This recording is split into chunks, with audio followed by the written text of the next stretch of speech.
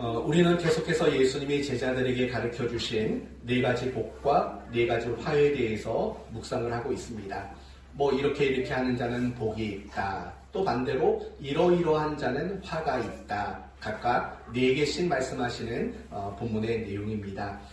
그렇다면 예수님은 네 가지 복과 네 가지 화를 말씀하시는 이유는 무엇일까요? 복을 받기 위한 방법으로 주신 걸까요? 아니면 제자가 되기 위한 조건으로 주신 걸까요? 전혀 그런 것이 아니라고 했습니다. 네 가지 복과 네 가지 화는 은혜로 제자된 자들, 그들이 제자답게 살아갈 수 있는 방법으로 제시되어진 겁니다. 우리식대로 말한다면 하나님의 무조건적 은혜로 그리스도인 된 자들이 어떻게 하면 그리스도인답게 살 수 있는가라는 그런 방법으로 우리에게 주어진 말씀이라는 겁니다. 그렇다면 우리는 지난주에 우리가 그리스도인답게 살기 위해서 필요한 것이 있다고 했습니다. 어떤 자가 되는 거라고 말했죠? 가난한 자. 맞습니다. 가난한 자가 되는 것이 그리스도인답게 살아가는 첫 번째 방법이라고 했습니다. 그렇다면 가난한 자가 된다는 뜻은 무슨 말입니까? 내 소유와 물질을 다 버리라는 겁니까? 그게 아닙니다. 가난하다라는 것은 예수님 당시에 가난한 자의 대명사였던 고아와 과부와 같아야 한다는 겁니다. 고아와 과부는 어떤 사람입니까? 전적으로 하나님만을 의존할 수밖에 없고 전적으로 하나님을 의지할 수밖에 없는 자들이었던 겁니다. 그러므로 가난한 자가 복이 있다고 말씀하셨을 때에는 결국 이런 겁니다. 하나님을 의존하고 하나님을 전적으로 의지하는 자들, 그런 자가 될 때 복이 있는 자고 그런 자가 될 때 우리는 비로소 그리스도인답게 살아갈 수 있게 된다라는 사실을 우리가 함께 살펴봤습니다. 오늘은 우리가 그리스도인답게 살 수 있는 두 번째 방법을 가르쳐주고 있습니다. 뭐라고 말하냐면 줄인 자가 되라는 겁니다. 한 글자를 더 붙인다면 굶주린 자가 되라는 겁니다. 그러면 우리는 그리스도인답게 살 수 있다라는 겁니다. 그러므로 오늘 말씀을 통해서 과연 줄인 자가 되어야 한다고 했는데 무엇에 대하여 줄인 자가 되어야 하는가, 또는 무엇을 향해 굶주린 자가 되어야 하는가 라는 이 부분을 함께 살펴보도록 하겠습니다. 여러분에게 한번 묻습니다. 여러분은 지난 한 주간 무엇에 줄여 사셨습니까? 무엇을 향해 줄인 마음을 가지셨습니까? 다르게 말하면 무엇을 갈망하고 무엇을 그렇게 얻고 싶으셨습니까? 무엇일까요? 보통 세상 사람들은 늘 줄이고 있는 것이 무엇이냐면 사실은 돈입니다. 돈에 줄여 삽니다.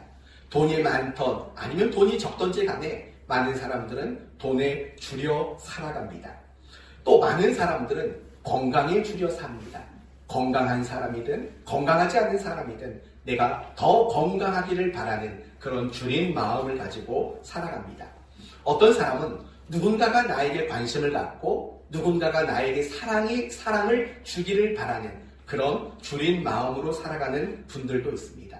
어떤 사람은 누군가가 나에게 위로해 주기를 바라는 그런 줄인 마음으로 사시는 분도 있습니다.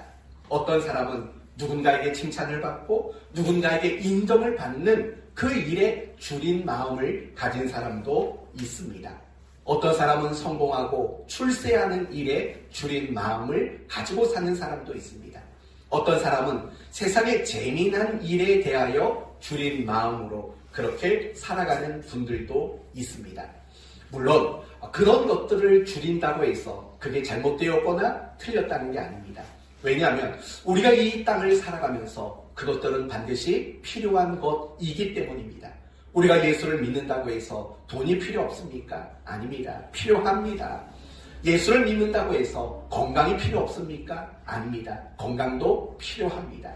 그런 것들을 바라고 원하는 그런 줄인 마음을 갖는 것이 잘못되거나 틀린 것은 결코 아닙니다. 저는 목사로서 우리 성도들이 지금 줄이고 있는 그 일들이 다 채워지게 되는 하나님의 은혜가 있기를 바랍니다. 물질에 줄임이 있다면, 건강에 줄임이 있다면, 위로에 줄임이 있다면, 평안에 줄임이 있다면, 누군가에게 관심과 사랑의 주림이 있다면, 세상의 성공의 주림이 있다면 이 모든 주림을 하나님이 채워주시기를 예수 그리스도의 이름으로 축원드립니다. 이런 말에도 아멘이 안 나옵니까? 네, 그런 은혜가 있기를 바라요. 그렇지만 여러분, 우리가 누굽니까? 우리가 누구죠? 하나님의 자녀. 또 우리가 누굽니까? 그리스도인들입니다. 적어도 세상 사람들과는 많이 다른 사람입니다. 그리고 세상 사람들과는 많이 달라야만 하는 사람들입니다. 그렇기 때문에 우리가 무엇인가를 줄이는 것, 그것이 세상 사람들이 주려하는 그것과 동일한 수준에 멈춘다면 사실은 올바르지 않은 모습인 거죠. 우리는 그리스도인으로서 세상 사람들과 다른 것들을 줄이는 마음이 분명히 우리 가운데 있어야 합니다. 무엇에 대하여 줄이면 좋을까요?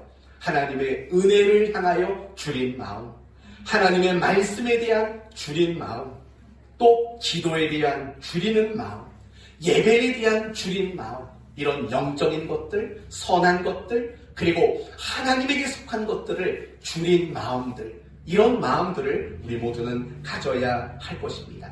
이런 영적인 것, 선한 것, 그리고 하나님을 향해 줄인 마음이 많은 사람일수록 굉장히 건강하고 굉장히 훌륭한 그리스도인이라고 말할 수 있는 겁니다. 그러나 반대로 내가 그리스도인으로 살아가지만 영적인 것들, 거룩한 것들, 하나님께 속한 것들, 그런 것에 대한 줄인 마음이 없다면 건강한 그리스도인이라고 말할 수는 없는 거고 올바른 그리스도인이라고도 말할 수 없을 겁니다. 한 번 더 여러분의 지난 한 주간의 삶을 돌아보시겠습니까? 나는 무엇에 그토록 줄여 살았는가? 나는 무엇을 얻고자 그토록 갈급한 마음이 있었는가?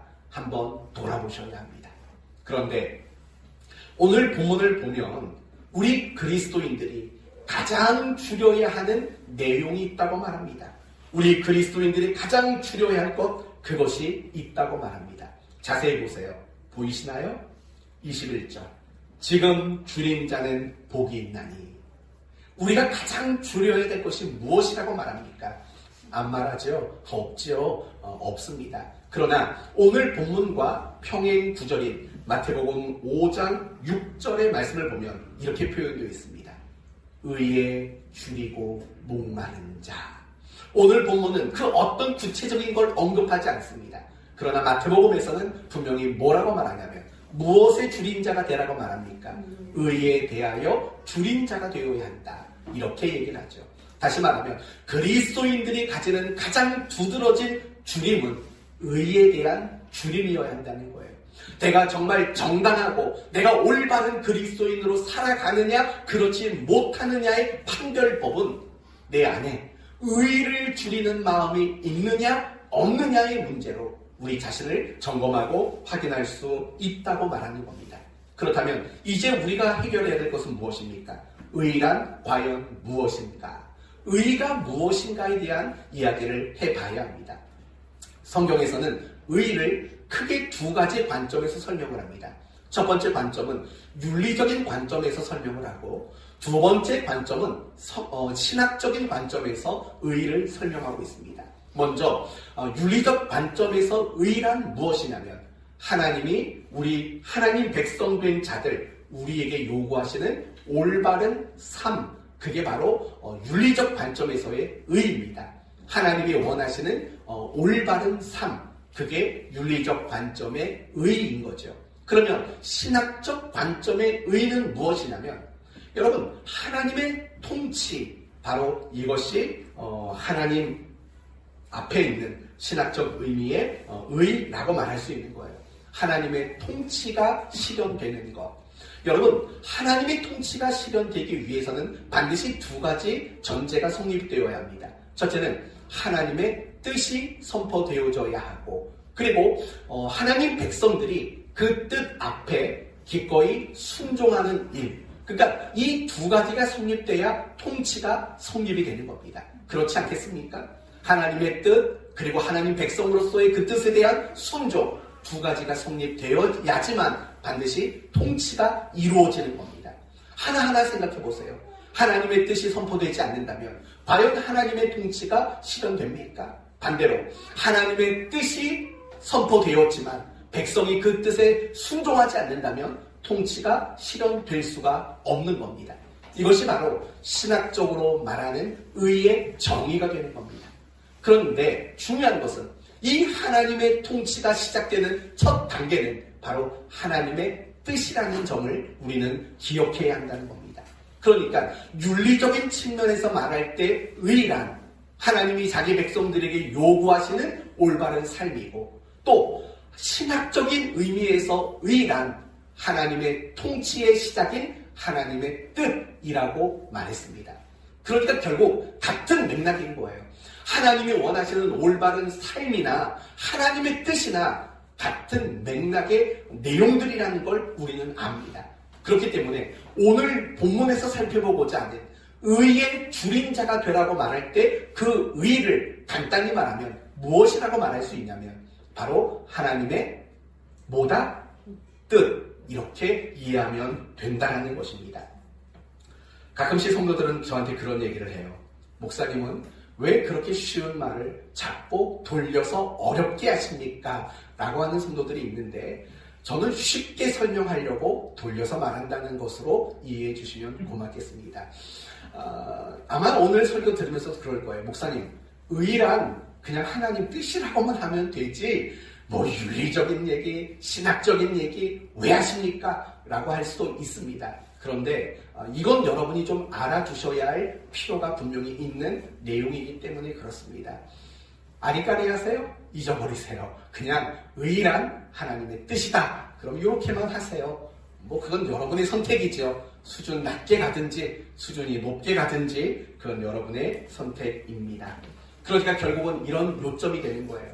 의의 줄임자가 된다는 건 매일매일의 삶 속에서 무엇을 갈구하는 걸까요?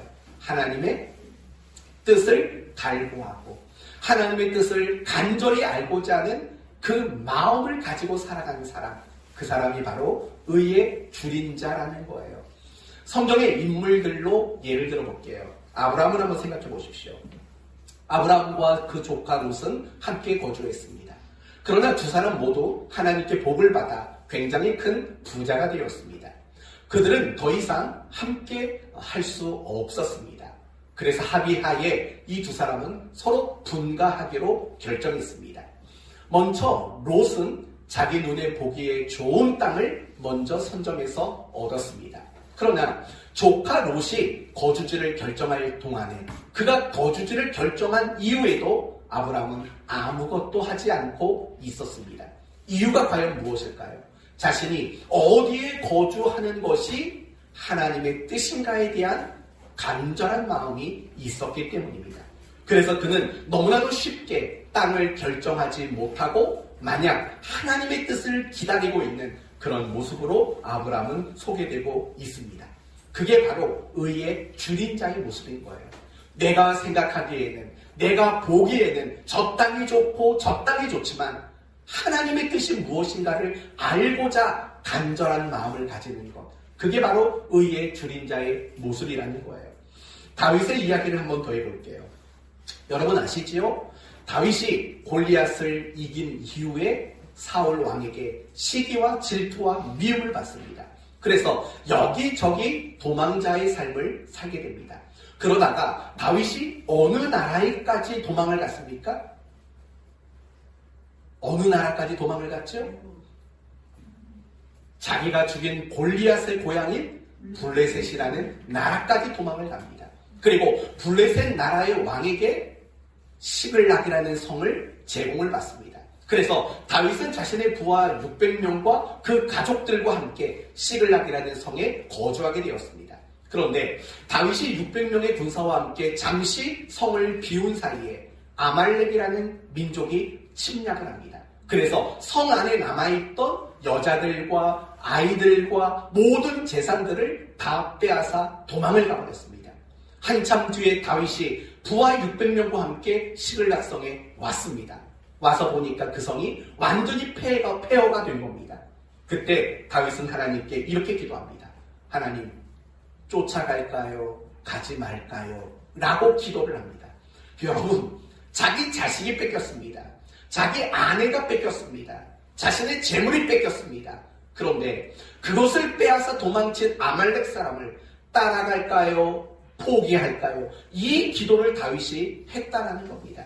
그게 바로 의의 줄인 자의 모습이라는 겁니다. 예수님을 한번 생각해 보십시오.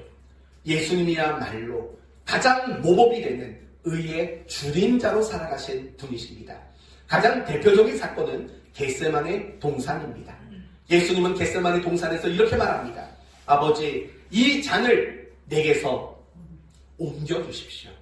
그러나 나의 원대로 마옵시고 아버지의 원대로 되어지기를 원합니다. 지금 무엇을 구하는 겁니까? 내 뜻을 구하는 것이 아니라 하나님의 뜻을 구하고 있는 거죠.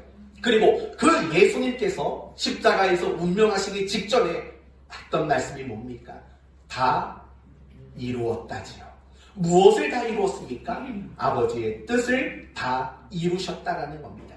이처럼 예수님이야말로 그의 모든 공생의 처음에서 마지막 순간까지 철저히 하나님의 뜻의 줄인 자로, 의의 줄인 자로 그렇게 예수님은 살아가셨다라는 겁니다. 바로 이렇듯 하나님의 뜻에 목말라 하고 하나님의 뜻을 알고자 하는 그 줄인 마음을 가지고 살아가는 것, 그게 바로 의의 줄인 자가 된다라는 말의 뜻인 겁니다. 그리고 중요한 것은 우리가 의의 줄인 자가 되어질 때 비로소 그리스도인답게 우리는 살아갈 수 있다는 겁니다. 이 말을 반대로 말하면 이런 말이에요. 내가 의의 줄인 자가 되어지지 못하면 우리는 결단코 그리스도인다운 삶을 살아갈 수 없게 된다는 말의 의미인 것입니다. 그래서 예수님은 제자들에게 말하죠. 심령이 가난한 자가 되어야 한다. 하나님만을 의존하고 하나님만을 의지해야 한다. 그래야 그리스도인다울 수 있다. 제자다울 수 있다. 그러면서 다음에 한 이야기는 이거죠. 의의 줄인 자가 되라.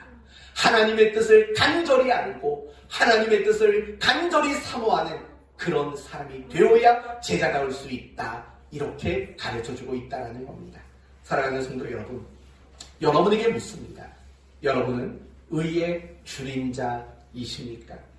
하나님의 뜻이 무엇인가 너무 알고 싶어하는 그런 갈급한, 그런 간절한 마음이 여러분의 마음속에 있으십니까? 여러분 지난 한 주를 사시면서 이런 기도해 보셨습니까? 하나님 뜻이 무엇입니까? 하나님이 원하는 게 뭡니까? 이런 기도를 여러분 지난 한 주간 해 보셨습니까? 바로 그런 겁니다. 내가 살아가는 매 순간순간마다 하나님의 뜻을 알고 싶어하는 하나님의 뜻에 줄인 마음을 가진 것, 그게 바로 의의 줄인 자의 모습이고 정상적인 그리스도인의 모습입니다. 그리고 더 나아가서 의의 줄인 자, 하나님의 뜻에 줄인 자로 살아가는 것, 그런 사람이야말로 가장 성령 충만한 사람이라는 겁니다. 에베소서 5장에 여러분 잘 아시는 이런 말씀이 있습니다. 성령 충만에 대해서 이렇게 이야기를 합니다. 그러므로 어리석은 자가 되지 말고 오직 그 다음 뭐죠? 주의 뜻이 무엇인가 이해하라 라고 말을 한다고요. 여러분 성령 충만을 이야기하는데 방언해라, 예언해라, 어떤 병고치는 은사를 가져라 이런 말 하지 않아요. 어리석은 자가 되지 말고, 여기서 말하는 어리석은 이란 무식한 것을 말하는 게 아니에요. 세상의 이치를 모르는 어리석음이 아니에요. 여기서 말하는 어리석음은 무엇을 알지 못하는 어리석음일까요? 하나님의 뜻을 알지 못하는 어리석음을 말하는 거죠. 어리석은 자가 되지 말고 오직 주의 뜻이 무엇인가를 이해하라. 하나님의 뜻을 이해하고 하나님의 뜻을 알아가려고 하라. 그게 바로 성령 충만한 자의 모습이라고 그렇게 가르쳐주고 있는 거예요. 이렇듯이 하나님의 뜻을 알고자 하는 이 줄인 마음을 가지고 살아가는 것, 그게 정상적인 그리스도인이고 그게 성령 충만한 그리스도인의 모습이라는 겁니다. 그러나 안타까운 것은 우리가 살아가는 이 시대는 정상적인 그리스도인이 많지 않다는 거예요. 우리가 살아가는 이 시대에는 성령 충만한 그리스도인이 많지를 않아요.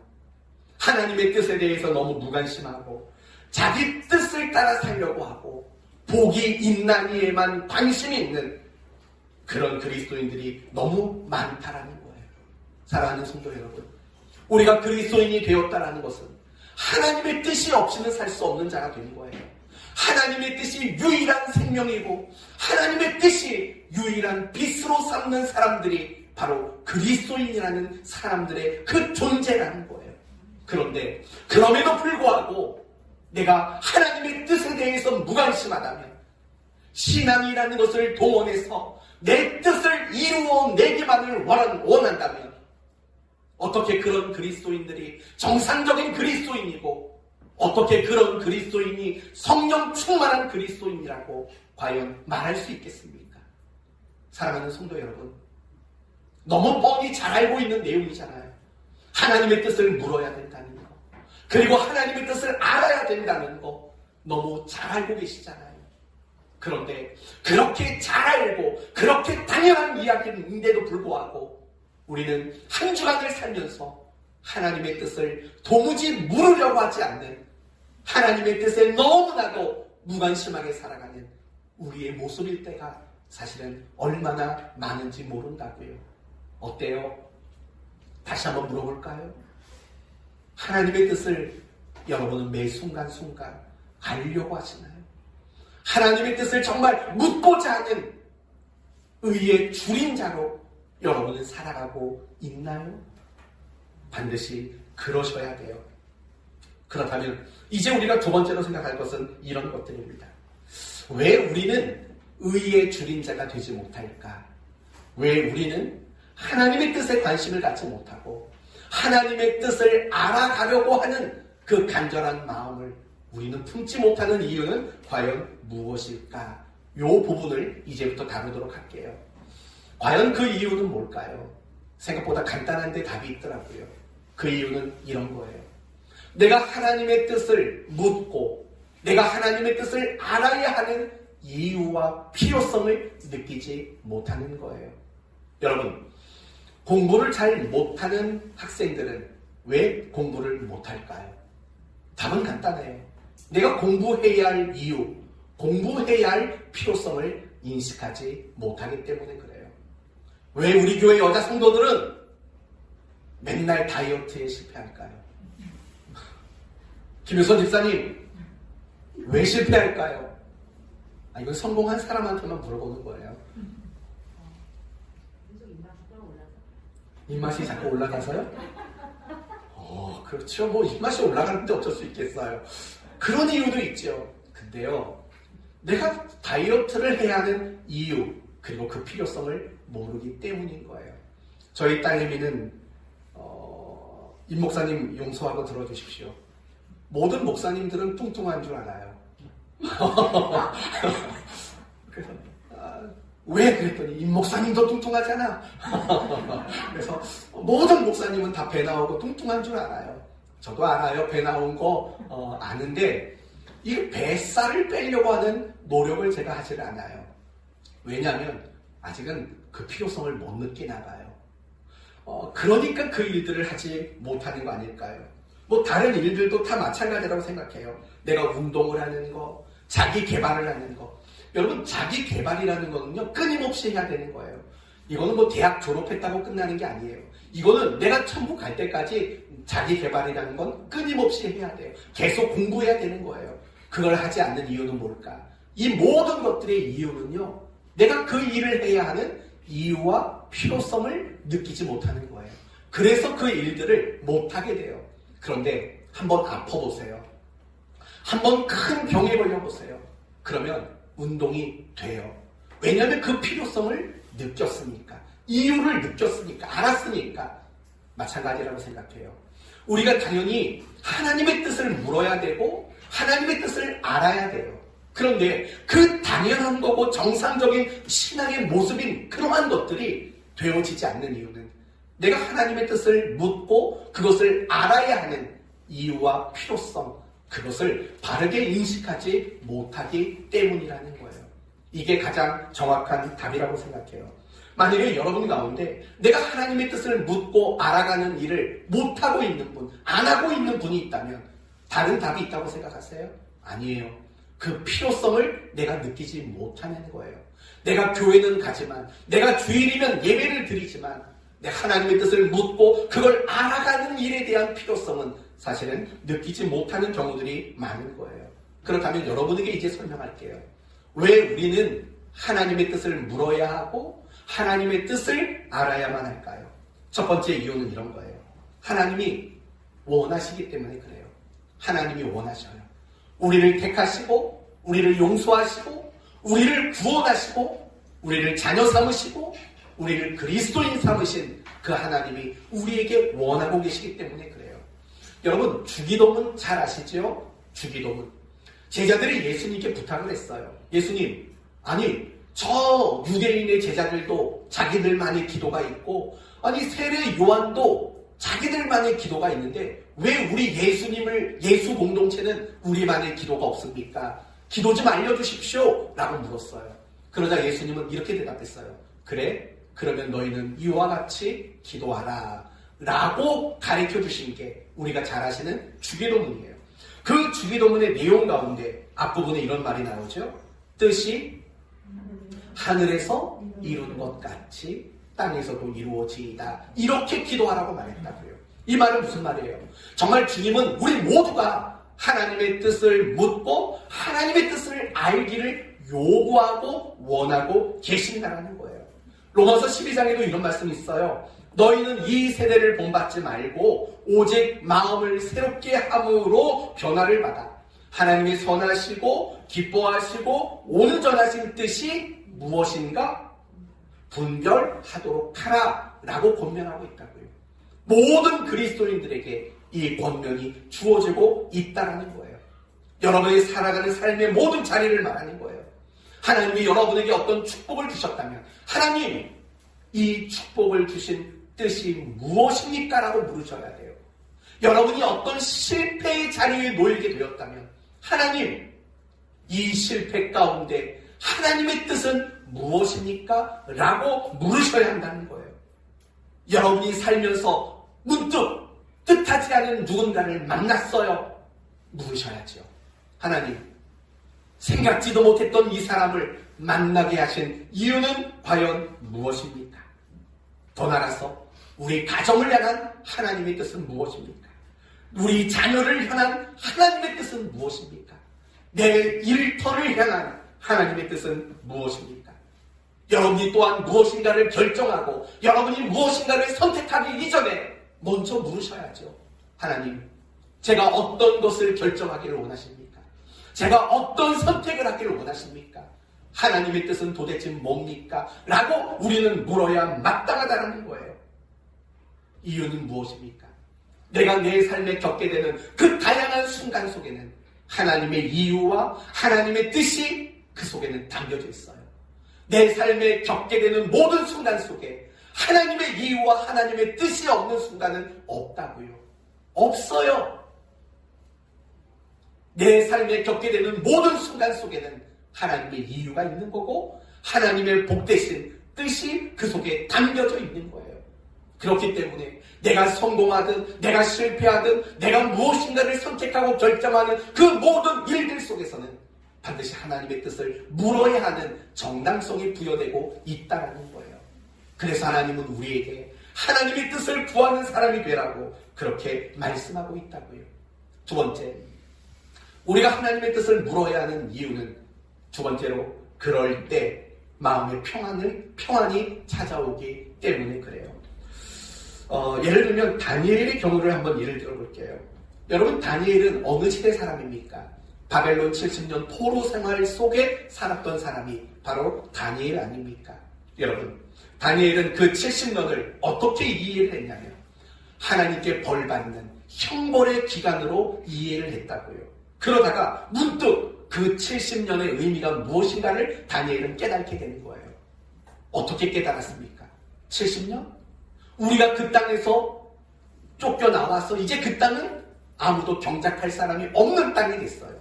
땅이 안식하는 기간이 70년이에요. 그런데 가만히 생각해 보니까 땅의 안식이 누려진다는 것은 곧 무엇이 유효하다는 뜻이냐면 하나님이 이스라엘을 자기 백성으로 삼으시고 여전히 사랑하신다라는 언약이 유효하다라는 뜻이 땅의 안식이라는 걸 깨닫는 거예요. 왜 이런 말이 나오냐면 여러분 안식년의 제도가 뭐죠?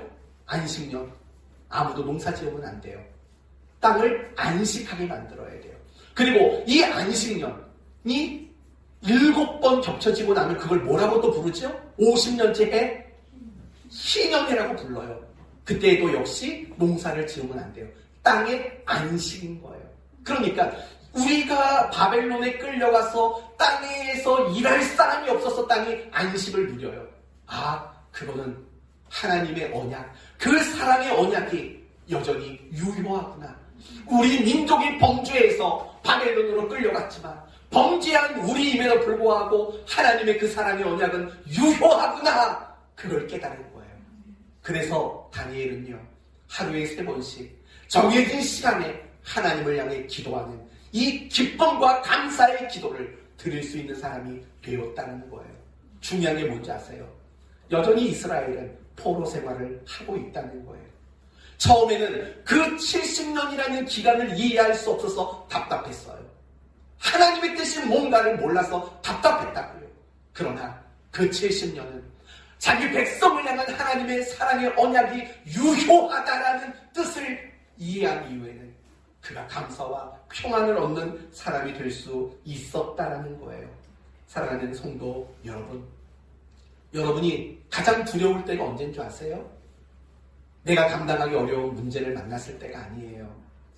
내가 가장 두려움을 느끼는 순간은요, 하나님의 뜻을 모를 때예요. 하나님의 뜻을 몰라서 우리는 두려운 거예요. 만약에 여러분이 겪고 있는 그 일 속에 하나님이 나타나셔서 아무개야, 이 일은 내가 이런 일을 이룰 것이고 이런 과정을 밟을 거야.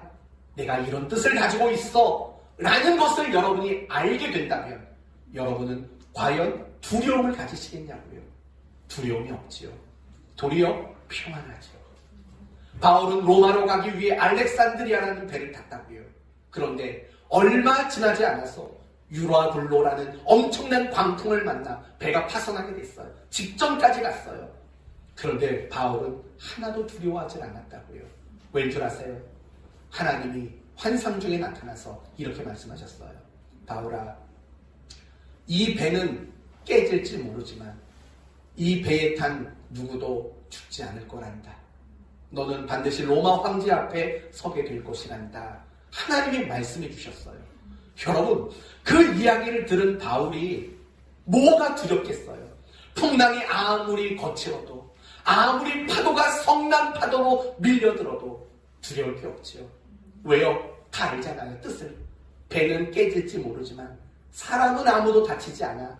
너는 틀림없이 로마에 가. 이 하나님의 뜻을 알았던 바울은 더 이상 두려워하지 않았어요. 그리고 사람들에게 말했어요. 여러분, 안심하십시오. 여러분, 두려워하지 마십시오라고 이야기를 했다고요. 지금 여러분이 뭔가가 두렵다면 여러분이 놓친 게 있어요. 하나님의 뜻을 놓쳤어요. 정말 하나님이 나에게 이 상황과 이 일을 겪게 하시면서 가지고 계신 선하고 귀하고 거룩하고 여러분을 유익하게 만들 그 뜻을 알지 못하는 거죠. 우리는 늘 이런 실수에 빠지거든요. 하나님, 제발 이 문제 좀 해결해 주십시오. 이게 우리의 수준이라고요. 그 문제가 해결되고 안 되고는 중요하지 않아요. 왜냐하면 그 문제를 겪게 하시는 하나님의 뜻이 있기 때문에 그래요. 문제가 해결되고 안 되고는 다음 문제예요. 그것을 통해서 하나님이 계획하시고 뜻하신 바를 우리 안에 펼쳐내시는 것이 중요하다고요. 하나님은 어떤 문제를 겪게 만들든 우리를 향한 뜻이 있기 때문에 그 일을 하신다고요. 그러니 제발 문제를 만났다면 그 문제를 해결해달라고 그렇게 철부지처럼 구하지 마십시오. 조금만 더 성숙한 사람이 되셔서 하나님, 쪼까 힘드네요. 이 뜻이 뭡니까? 하나님, 왜 이걸 겪게 하십니까? 하나님 뜻은 뭡니까? 이렇게 기도하는 저는 그런 여러분이 되셨으면 좋겠어요. 그리고 여러분이 그렇게 하나님의 뜻을 물을 때 비로소 여러분의 마음에는 평안이라는 것이 찾아오게 돼 있어요. 샬롬이 찾아온다고요. 우리는 그래서 하나님의 뜻을 묻고 알아야 돼요. 그런데 우리는 안 물어요. 그러면 세 번째, 어떤 일이 일어나느냐? 우리의 인생과 우리의 신앙에 위기와 문제가 찾아오게 돼 있어요. 여러분 한번 가만히 생각해 보세요. 하나님의 뜻을 묻지 않고 살면 문제가 생기는 거 당연하지 않겠어요? 아까 처음에 말했던 아브라함의 조카 롯을 생각해 봐요. 그 양반은 이 아브라함과 독립해서 분가해 산다는 기쁨이 너무 많았나 봐요. 그렇잖아요. 뭐 부모님 모시고 살다가 이제 분가해 살게 되면 뭐 설레는 마음이 왜 없겠냐고요. 물론 부모님은 아니지만 삼촌이지만 분가를 했다고요. 그런데 이 롯이라는 사람이 실수한 게 뭐냐면 하나님의 뜻을 묻지 않았어요. 자기 눈에 보기 좋은 땅, 애굽과 같은 땅을 골랐다고요. 그 땅이 어디예요? 소돔이잖아요. 소돔. 처음에는 그 땅을 선택한 게 너무 잘했다고, 신의 한 수라고 어쩌면 생각했을 거예요. 그러나 그것은 가장 잘못된 선택이었어요. 왠 줄 아세요? 그 선택 이후에 그 조카 롯은 연합군에 의해 포로로 끌려가게 돼요. 그리고 뿐만 아니라 그 소돔성은 나중에 하나님의 심판을 받아 멸망당하는 성읍이 되고 말아요. 그리고 그 성읍이 멸망할 때 부인을 잃었어요. 사위를 잃었어요. 그리고 그의 신앙에 치명적인 위기가 왔다고요. 그 모든 결과가 뭔지 아세요? 하나님의 뜻을 묻지 않았기 때문이에요. 여러분 사사시대도 마찬가지예요. 사사시대는 끊임없이 주변 나라로부터 침략을 당해 고통당하는 이스라엘의 역사를 말해요. 그렇다면 왜 사사기에 나오는 이스라엘 사람들은 그렇게 많은 고통을 겪을 수밖에 없었을까요? 끊임없이 하나님의 뜻을 묻지 않았어요. 그래서 사사기가 가장 강조하는 표현이 뭐냐면 그들은 자기 소견에 옳은 대로만 행했더라 라는 말이 사사기 중간중간 정말 뼈를 찌르는 말씀으로 등장하게 되는 거예요. 바로 그런 거예요. 하나님의 뜻을 묻지 않으면 우리의 인생에 문제가 생겨요. 뿐만 아니라 우리의 신앙에 문제가 생길 수밖에 없어요. 여러분, 우리의 지난 날을 회상해 보세요. 어떤 문제가 생겼을 때 이유가 뭔지 아세요? 하나님의 뜻을 묻지 않고 결정했잖아요. 여러분의 신앙에 어려움이 찾아오고 위기가 찾아왔던 순간이 언제예요? 하나님의 뜻을 묻지 않고 살아갔던 순간이잖아요. 오늘 본문도 말하고 있어요. 누가복음 6장 25절에 이렇게 말하죠. 화 있을진저 너희 지금 배부른 자요. 여러분 여기서 배부른 자는 어떤 식의 의미였죠? 하나님의 뜻을 묻지 않고 온통 자기 뜻으로만 배부른 사람을 말하는 거예요. 너희는 죽이리로다 라고 말한다고요. 하나님의 뜻을 묻지 않고 자기 뜻으로 배부른 자들은 분명히 줄이게 되는 문제를 겪게 될 것이다 라고 말하고 있다는 거예요. 그러나 반대로 하나님의 뜻을 물으면 우리에게는 복된 일들이 일어나게 된다는 거죠. 아까 말했던 다윗을 생각해봐요. 시글락 성에 살던 그들이 아말렉 사람들에게 모든 걸 빼앗기고 말았어요. 절망스러운 순간이 왔어요. 그때 다윗이 어떻게 기도했다고요? 하나님 따라갈까요? 말까요? 라고 기도했다고요. 여러분 내 자식, 내 가족이 뺏겼는데 이거 뭐 묻고 자시고 할 게 뭐가 있어요? 무조건 따라가야죠. 근데 다윗은 기도했다고요. 왜 기도한 줄 아세요? 당연히 하나님의 뜻을 물으려고. 그러나 또 하나의 이유가 있어요.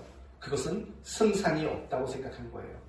내가 아무리 600명의 군사를 가지고 그 아말렉 사람을 뒤쫓아가도 승산이 없다고 여긴 거예요. 왠 줄 아세요? 아말렉 사람은 당시 최강국이었던 블레셋도 함부로 할 수 없는 나라였어요. 그만큼 굉장히 야만적이고 잔인한 민족이 아말렉 사람들이었거든요. 더욱이 그들 손에 누가 있어요? 인질이 있잖아요. 인질. 사랑하는 가족이 지금 인질로 붙잡혀 있잖아요. 인질 잡고 있는 사람을 무슨 수로 이기냐고요. 이길 수 있는 방법이 없다고요. 그래서 다윗은 하나님 가야 되나요? 말아야 되나요? 라고 묻는 거죠. 그때 하나님은 따라가라고 말합니다. 다윗이 볼 때는 승산이 없는 일이에요. 그러나 하나님의 뜻이 따라가라 했을 때 따라갔죠.